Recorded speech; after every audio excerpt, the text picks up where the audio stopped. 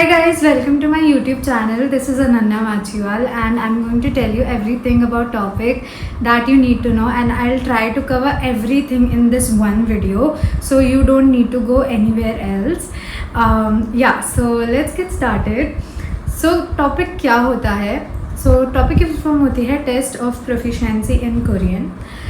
ये एक official test होता है जो कोरियन एम्बेसी लेती है, बेसिकली कोरियन गवर्नमेंट लेती है. एंड ये चेक करती है कि आपका जो प्रोफिशिएंसी लेवल है वो कितना है और कैसा है. प्लस ये 3 सेक्शंस में डिवाइडेड होता है: reading, listening and writing. Also it's divided into 2 levels which is topic 1 and topic 2. So why you should give topic? So if you are a working professional, you want to go in Korea and you want to work there, so you can give topic because some companies ask for topic because they need to make sure that you have a level according to their requirements. Also, if you want to take admission in a Korean university, you might require topic if your university asks it. और अगर आप scholarship के लिए apply कर रहे हो जैसे GKS global Korea scholarship, तो उसमें भी अगर आप टॉपिक देते हो तो it increases your point. It's not necessary but yeah it increases your points. So you can also give topic if you want to apply for global Korea scholarship. And like certain visas also require topic. So like if you are applying for a Korean visa जिसमें एक requirement है कि आपको TOPIK होना चाहिए, so you give TOPIK then. So there are many reasons to give TOPIK and also it's just your learning language, you love Korean and आपको बस test करना है कि आपकी प्रोफिशिएंसी कैसी है, तो आप टॉपिक दे सकते हो. So let's move on to the next part of the video which is TOPIK 1. So सबको बहुत कन्फ्यूजन होता है बिटवीन टॉपिक 1 टॉपिक 2. उसके अंदर कितने लेवल्स आते हैं, उसके अंदर कौन से पेपर होते हैं. It's very easy, don't worry, I will simplify it for you. So we'll take it a little slow. So TOPIK 1 क्या होता है? टॉपिक 1 वो लोग देते हैं who are beginner, okay, and they know language in a way that they can speak, they can understand, but it's not like intermediate or advanced. Okay, you're a beginner or more than that, but you're not a intermediate or a advanced, so you give topic. के अंदर 2 levels आते हैं, level 1 and level 2. Okay, so if you're going to give topic, you're gonna give it for level 1 or level 2. अब क्या होता है, इन दोनों के लिए अलग अलग पेपर नहीं आता है. इनके लिए सिर्फ एक पेपर आता है जिसमें टॉपिक लेवल 1 के भी क्वेश्चन होते हैं और टॉपिक लेवल 2 के भी क्वेश्चन होते हैं. ठीक है, एंड उन क्वेश्चंस को सॉल्व करने के बाद जो आपका मार्क्स होता है ना, दैट डिटरमाइंस योर लेवल, कि आपका लेवल 1 आया है या फिर आपका लेवल 2 आया है. I hope that's clear. It might be very hard to understand right now but you will get it slowly. So basically 2 levels होते हैं, लेवल 1 एंड लेवल 2. ठीक है, इसके अंदर आपको सिर्फ एक पेपर मिलता है. ठीक है, ऐसे नहीं है कि लेवल 1 का आपको अलग पेपर मिलेगा या लेवल 2 का आपको अलग पेपर मिलेगा. पेपर दोनों का सेम आता है पर क्वेश्चंस उसके दोनों लेवल्स के होते हैं एंड आपको सॉल्व करने पड़ते हैं. एंड जैसे जैसे आप उस पेपर के क्वेश्चंस के आगे बढ़ते जाओगे, यू रियलाइज दैट कि लेवल जो है वो थोड़ा हार्ड होता जाता है एंड आप जितने मार्क्स स्कोर करते हैं उसके बेसिस पे आपको लेवल प्रोवाइड किया जाता है. I hope this is clear. अब जो टॉपिक 1 होता है ना, उसमें 2 सेक्शंस होते हैं, रीडिंग एंड लिसनिंग. इसमें राइटिंग और स्पीकिंग नहीं होता है, so don't worry about that. It does not contain speaking and writing. सब सिर्फ और सिर्फ आपको रीडिंग और लिसनिंग पे फोकस करना पड़ता है. एग्जाम लिसनिंग का होता है एंड देन उसका आपका जैसे लिसनिंग का एग्जाम खत्म होता है, आपका रीडिंग का एग्जाम स्टार्ट हो जाता है. आपको ब्रेक नहीं मिलता है बीच में बिल्कुल भी. Let me tell you about the marking. So the entire paper is of 200 marks. 200 marks का होता है जिसमें से listening is of 100 and reading is of 100. आपको दोनों पेपर सेपरेटली दिए जाते हैं. फर्स्ट आप लिसनिंग करते हैं देन आप रीडिंग करते हैं. अब आपको अगर लेवल 1 चाहिए फॉर टारगेटिंग लेवल 1 तो आपको 80 मार्क्स स्कोर करने पड़ते हैं. एंड अगर आप लेवल 2 टारगेट कर रहे हैं तो आपको 140 मार्क्स स्कोर करने पड़ते हैं. नाउ द थिंग इज़ कि अगर आप 80 से ज़्यादा भी स्कोर करते हैं बट 140 से लेस स्कोर करते हैं, फॉर एग्जाम्पल अगर आप 90 भी स्कोर करते हैं तो आपका लेवल 1 ही रहेगा. और अगर आप लेवल 2 टारगेट कर रहे हैं, आपको 140 स्कोर करना है, बट अगर आप 140 से ज़्यादा भी स्कोर कर रहे हैं तो आपका लेवल 2 ही रहेगा। मतलब आप 200 में से 200 भी ला रहे हैं टॉपिक 1 के अंदर, तो still you are level 2। Okay, ये बहुत कन्फ्यूजन रहता है लोगों को कि अगर मैं 140 से ज़्यादा ले आऊँगी या ले आऊँगा तो क्या मैं लेवल 3 हो जाऊँगा या फिर मुझे कुछ स्पेशल कुछ मिलेगा। नहीं, ऐसा नहीं होता है। अगर आप टॉपिक 1 दे रहे हैं और आप 200 में से 220 स्कोर करते हैं तो still you are level 2, you will not get level 3। I hope this is clear. It might be a little tricky but you'll understand. और आप अगर कोई भी क्वेश्चन हो तो आप मुझसे पूछ सकते हैं ऑन माई इंस्टाग्राम और you can comment down below. I will answer all your questions.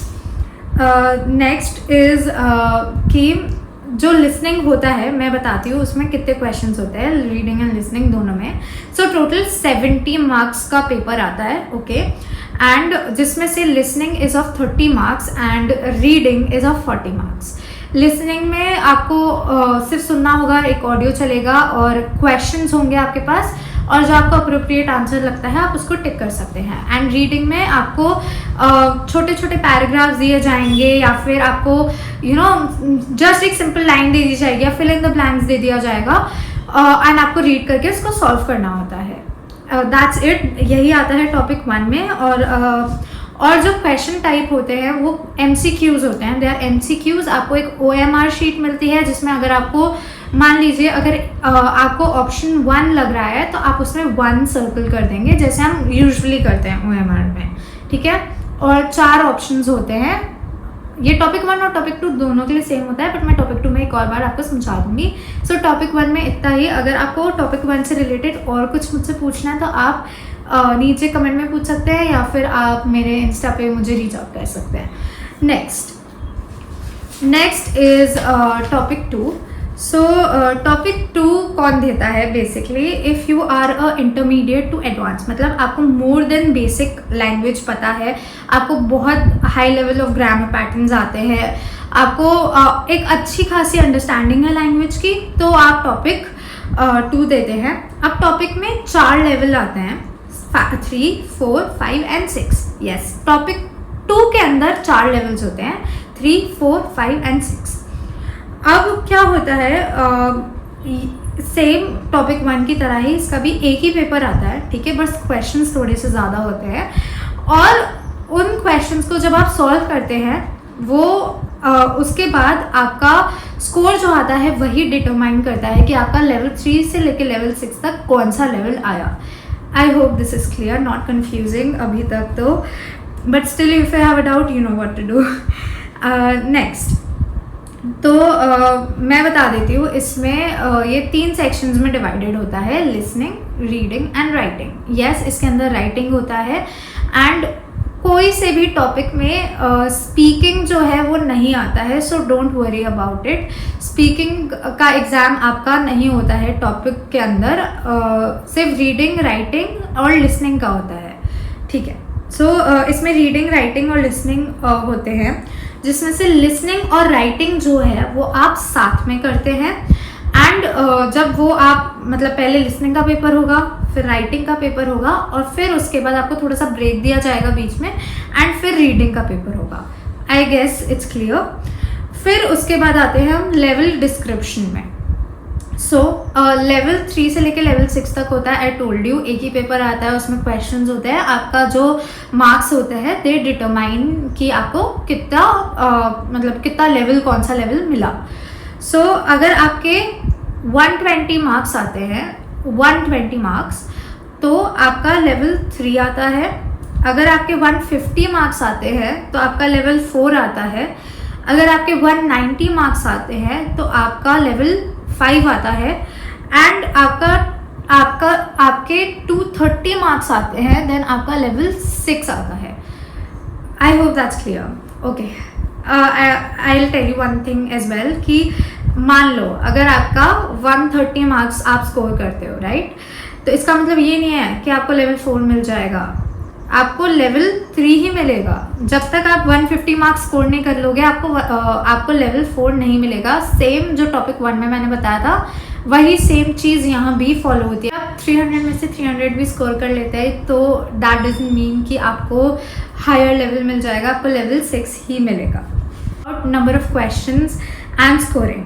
सो इसके अंदर टोटल 104 क्वेश्चंस होते हैं, जिसमें से 50 is for listening, 50 is for reading and 4 are for writing. Okay, same होता है। लिसनिंग में एक ऑडियो चलेगा, आपको क्वेश्चन सॉल्व करने पड़ेंगे। रीडिंग में आपको पैराग्राफ्स दिए जाएंगे, short, long, fill in the blanks, different types of questions, but आपको वो सॉल्व करना पड़ेगा रीड करके।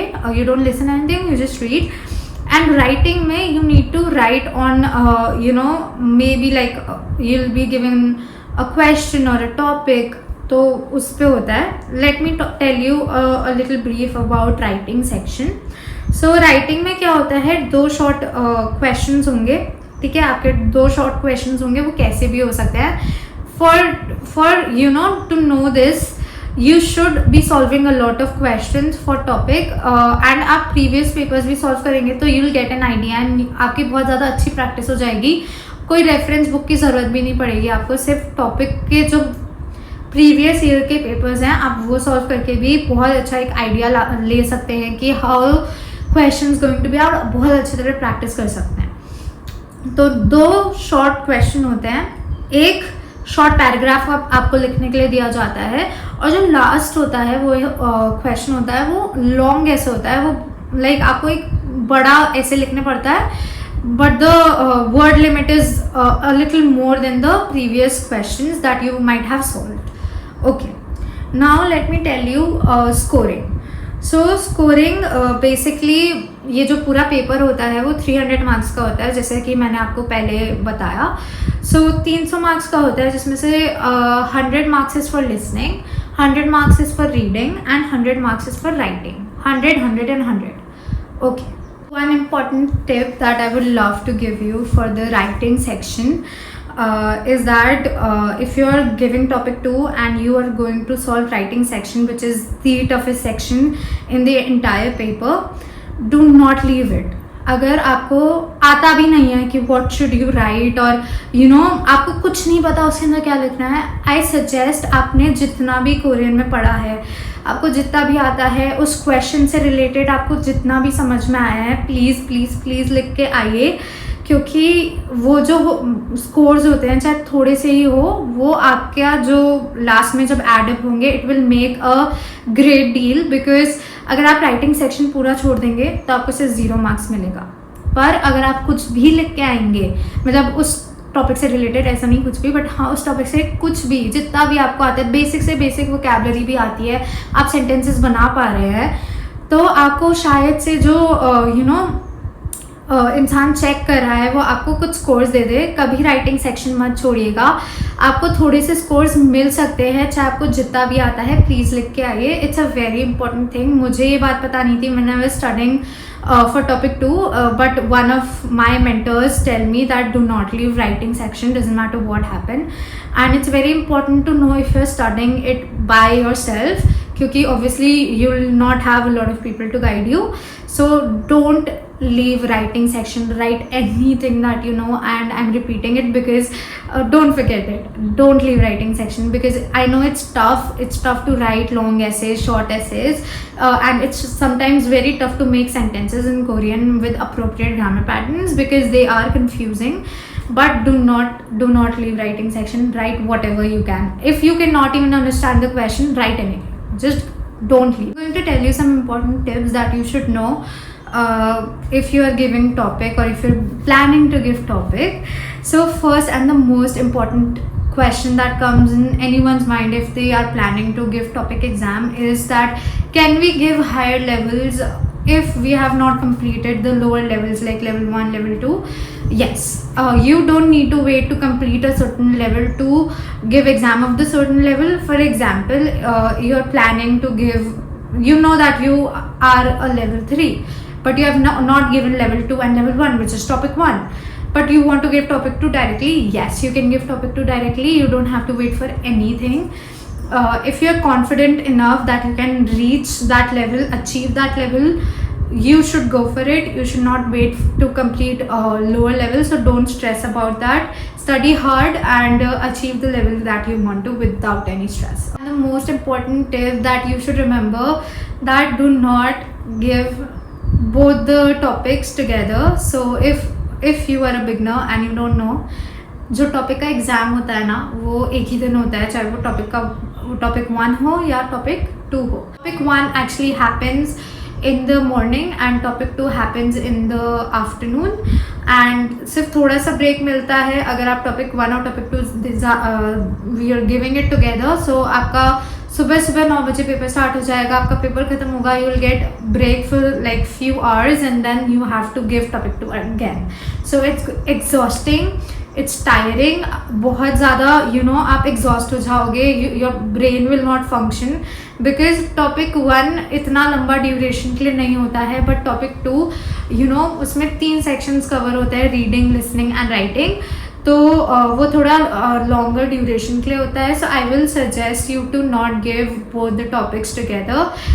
Try giving it separately if you can, but if you think that you can manage, well and good, you should go for it.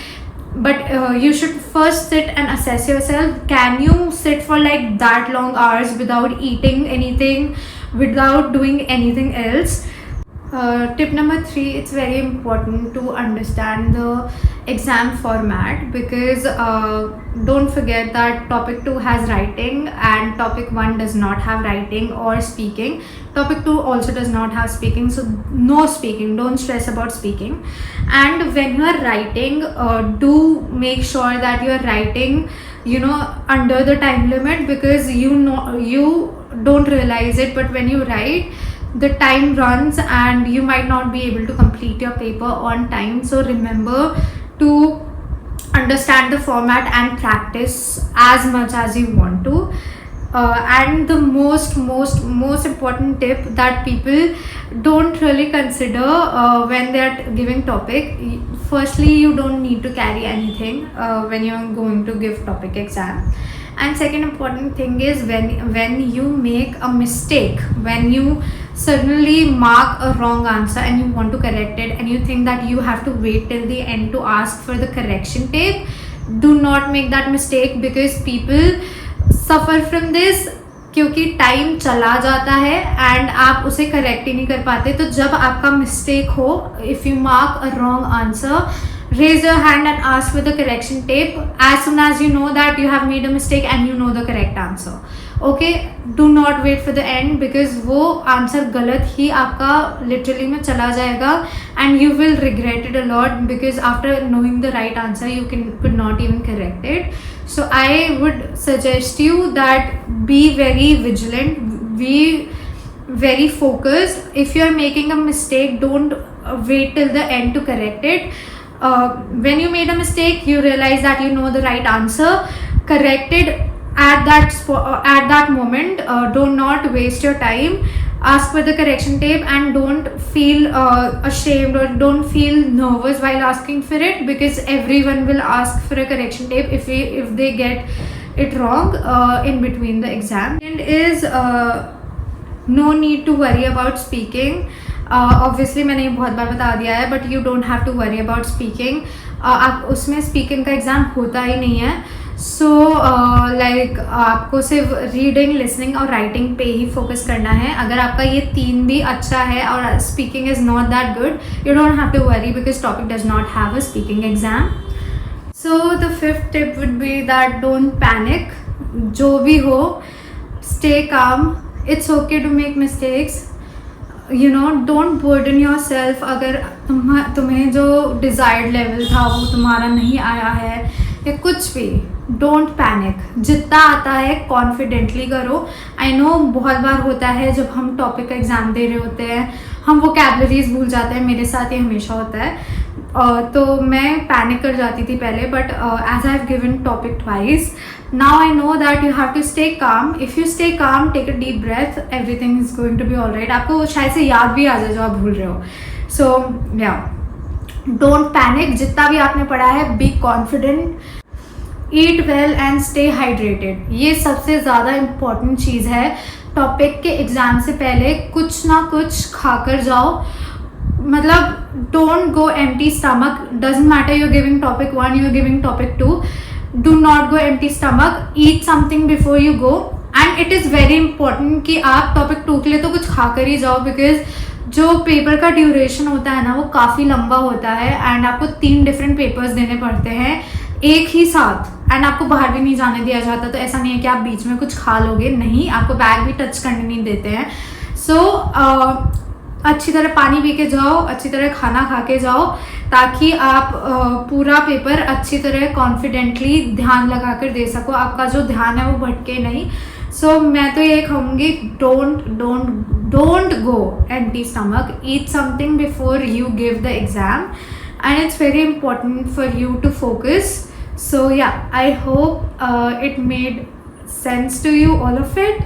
I tried my best to put everything in this one video, but still, if I left something, and if you really want to know something, you can reach out to me on my Insta, or you can comment and share it with the person who is starting their Korean language journey, or who really wants to know what is topic and struggling to find the right place to know about what is topic.